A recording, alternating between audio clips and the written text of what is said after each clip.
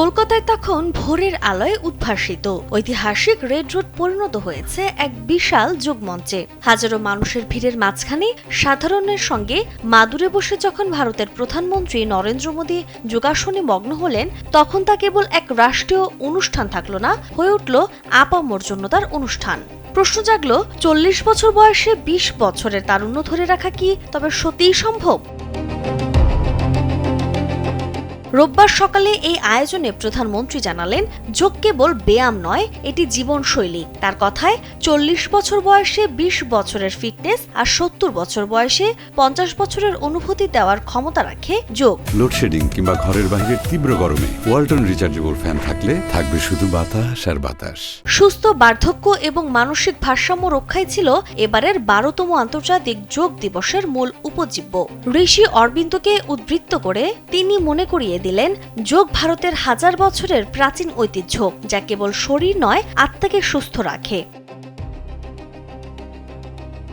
2014 সালে জাতিসংঘের স্বীকৃতির পর 2015 সাল থেকে বিশ্বজুড়ে পালিত হচ্ছে এই দিবস।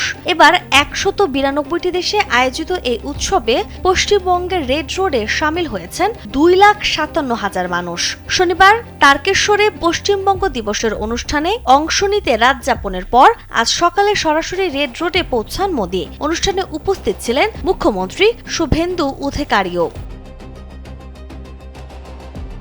প্রধানমন্ত্রী হিসেবে মোদীর এই অংশগ্রহণ কেবল ব্যক্তিগত স্বাস্থ্য সচেতনতাই নয়, বরং এটি এক বড় বার্তা বহন করে। যোগকে বিশ্বমঞ্চে ভারতের সফট পাওয়ার হিসেবে প্রতিষ্ঠা করা এবং জনমানুষের সুস্থ জীবনযাত্রার বার্তা পৌঁছে দেওয়াই তার কৌশলের অন্যতম অংশ।